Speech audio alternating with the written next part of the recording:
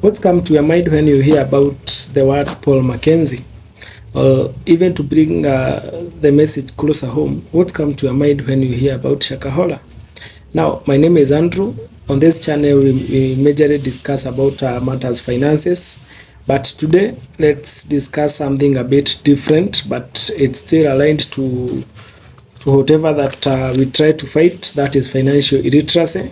And I want us to put our emotions aside a bit and get to use logic and discuss something to do with religion. Just to lay a background of whatever it is I want us I want us to discuss. I got inspired by something that I read on the Saturday Daily Nation dated 26th of April 2025. And the title on the first page read, "Yet another Shakahola, pastor of Kilifi Holy Water Tree of Life Church, where 3 have died." And the story was on the 11th page of the paper, and I got interested and I went to read. And I'll just read a few parts because that is what I want to be part of our conversation in this video. The title reads, "Pastor of Holy Water Tree of Life, where 3 died." The story reads, barely a week after a church in Rongo was shut down following the deaths of several worshippers due to starvation, police in Kilifi County have closed another church in Chakadama, Malindi, near infamous Shakahola Forest, where cult leader Paul Mackenzie operated. Coastal Regional Police Commander Ali Nuno told Saturday Nation that 3 congregants have so far died. Mr. Ambel Kahindi Gandhi, 48, of the New Foundation Church in Chakama location, Malindi Sub-County, was arrested on Thursday and his church closed. The arrest was carried out by Kilifi North Deputy County Commissioner Samuel Mutisia in Malindi and his Malindi counterpart David Lusava.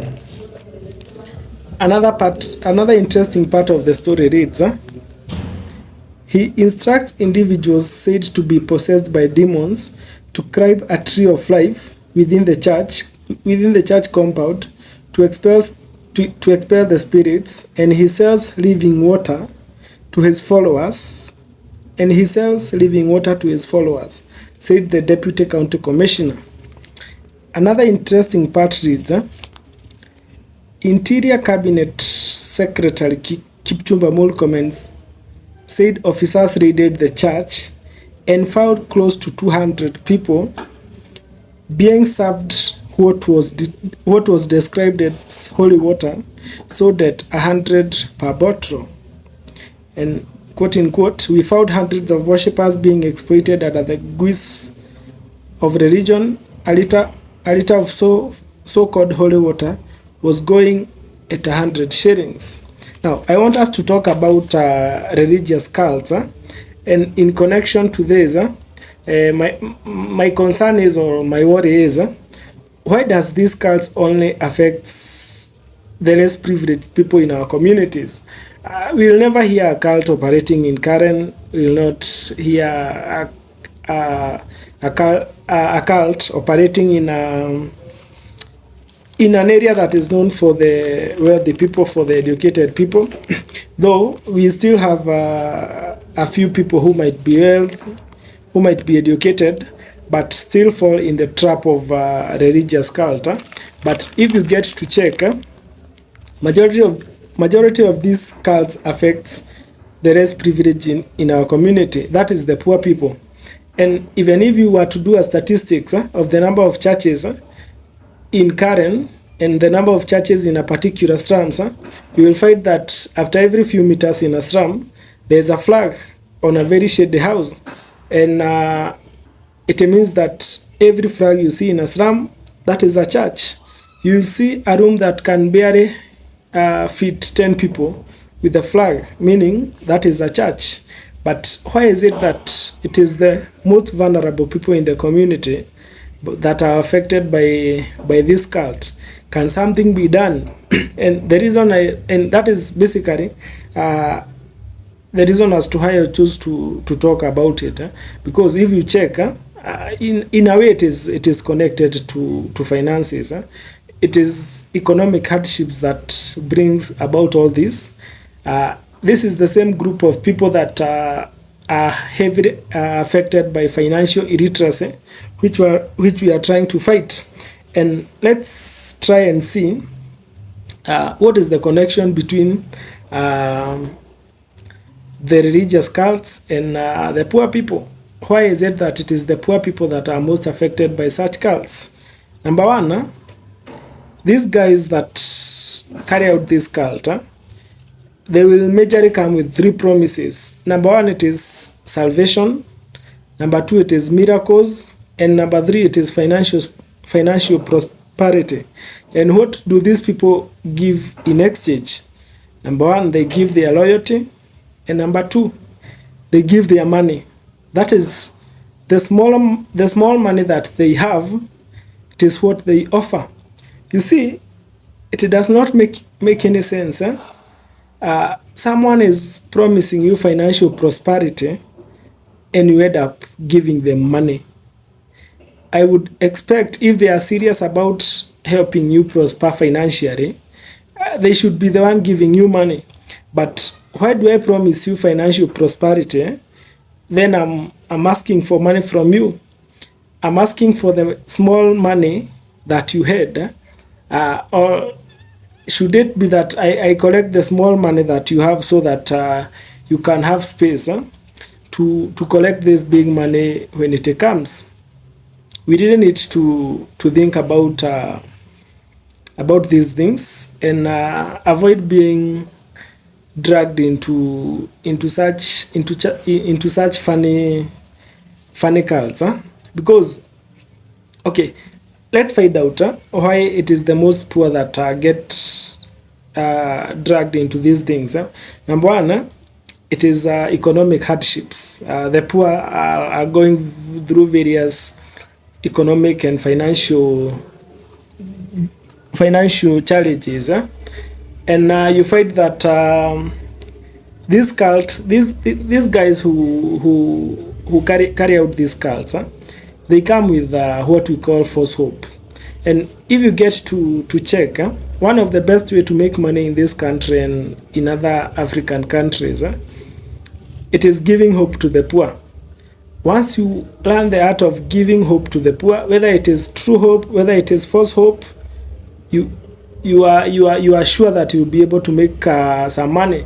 It is the small cash that they have that you'll have to use and make money.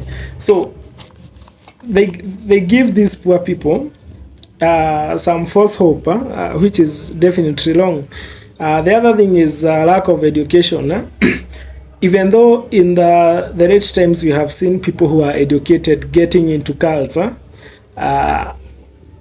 you are educated, you will have a bit of critical thinking, and you'll be able to differentiate between manipulation and false teachings.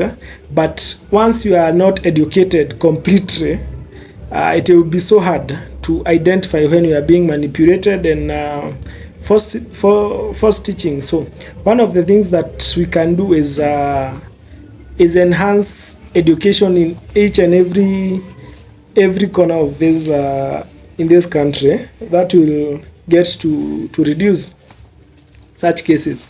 The other one is weak regulations, because I don't think we have a government that is governing religious institution the way it should. Someone is just waking up one day, holding a Bible, fighting 1-2 people, and there they go. They start a church. I think the government can do better in such scenarios, and we will be able to protect our people in a better way. But let's try. Even if we are undergoing some financial difficulties, let's not cling on false hope to overcome our financial difficulties, because as far as you need to pray, you can pray to God on your own way without being attached to this kind of religion that is manipulative. I find it funny when people go to church every day.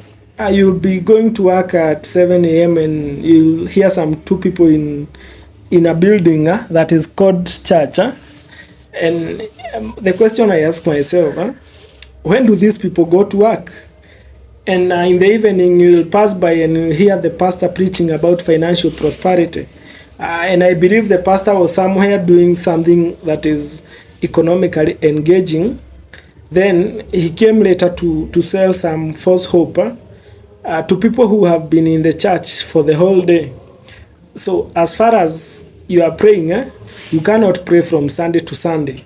Once you pray on a Sunday, make sure that on Monday you are doing something that is economical, that will bring income to you. Otherwise, even if you pray from Sunday to Sunday, there is no money that will rain from heaven. And even if it does rain, I think you'll be jailed, because Kenyan currency comes from CBK.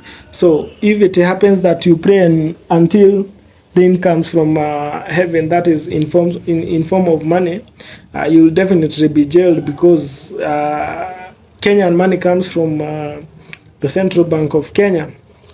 So let's not cling on false hope. Financial prosperity does not come out of religion. Salvation will not be given by that religion. I think we all know that salvation will be given by God, maybe through Jesus Christ, but not through your pastor. Your pastor most probably is just there to manipulate you financially. We have had this guy. This guy is selling a liter of holy water for 100 bob. And when police raided the church, they found around 200 people being served. So it means that on this particular day that the church was raided, they were able to make around 20,000. So this guy is in a business. Sorry, this guy is in a business, because selling water to 200 people at 100, he has already made 20,000. Then it is the same guy that is selling you holy water to do whatever that it is that he says that it will do. These things does not make sense. It is good to identify the kind of religion that you are, and just try to figure out whether it is beneficial or it is just manipulative, whether the leader of the religion is using you to improve himself financially, as he promises you better finances in the future. But let's not get into some pits. In the year 2025, I think we are already in an era of information. Let someone not use you to make money, as they try to manipulate you and promise you that you will be able to make some money in the future. I can even think that this guy will charge these people to climb onto this tree of life. So it is clear case of manipulation, and most probably manipulation comes with financial gains. So this guy will get some financial gain, and he will keep promising you how you will come to prosper in the future, as he is working hard to prosper right now. So matters money cannot be solved in the churches. Matters money will only be solved in engaging in economic activities. There's a difference between spirituality and religion, and many people fail. You don't have to be in a religion for you to be able to connect with your God. So pray to God for his favor, pray to God for his grace, then go and work.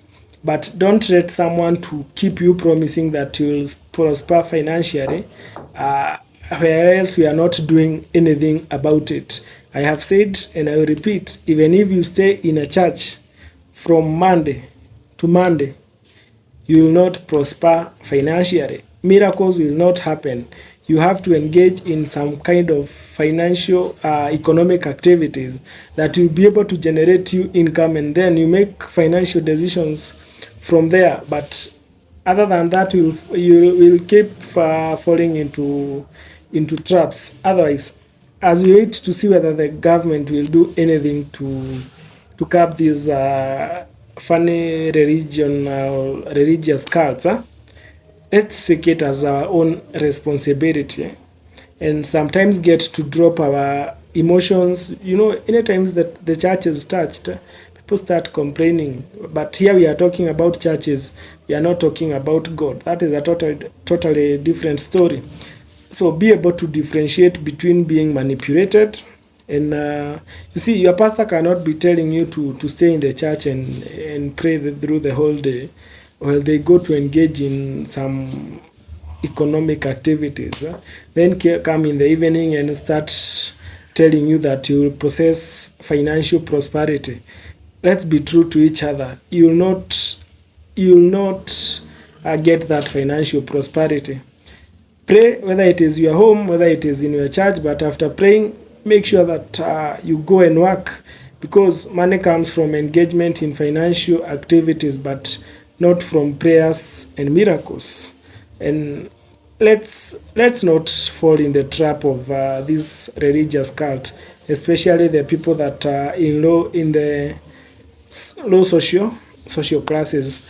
Let's try and emulate those who are already there, that religion cannot go and start manipulating. Otherwise, let's take care.